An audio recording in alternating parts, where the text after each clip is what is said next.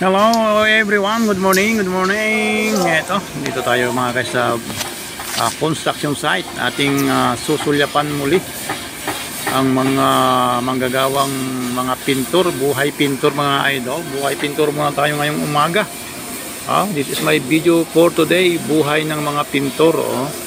Napaka dungis ang katawan ng mga kapwa manggagawa natin mga pintor dahil puro pintura ang lahat ng mga damit at uniforme nila mga guys, pero hindi naman tinitignan ang panlabas na anyo.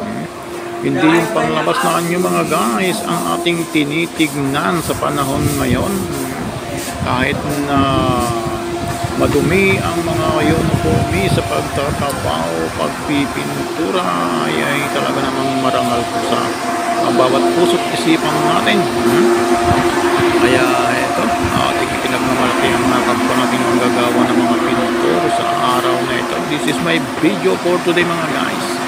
Buhay ng mga pintor natin, yung mga pinters. Lahat mo ng mga pinters o yung mga pintura.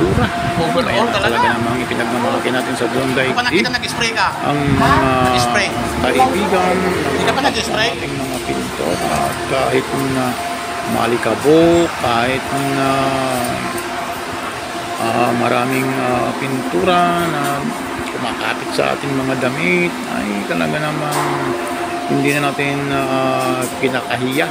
Kaya proud na proud tayo sa ating profession, sa ating mga trabaho, na kahit pintor lang tayo mga kaibigan, mga idol dito sa construction, ay marangal po. Dito tayo dapat mahiya dahil dito tayo kumukuha mga kaibigan ang pinangtutustos, pinangsusuporta, pagpapaaral natin sa ating mga anak.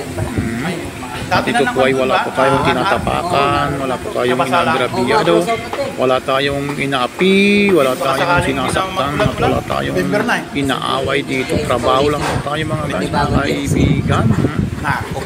Kaya salamat po sa mga construction worker, yung mga manggagawa dito sa construction, na laging nagtitiis, laging nagtsatsaga sa sangkarampot na kita. Pero salamat sa ating Panginoong Diyos dahil binigyan niya tayo ng trabaho.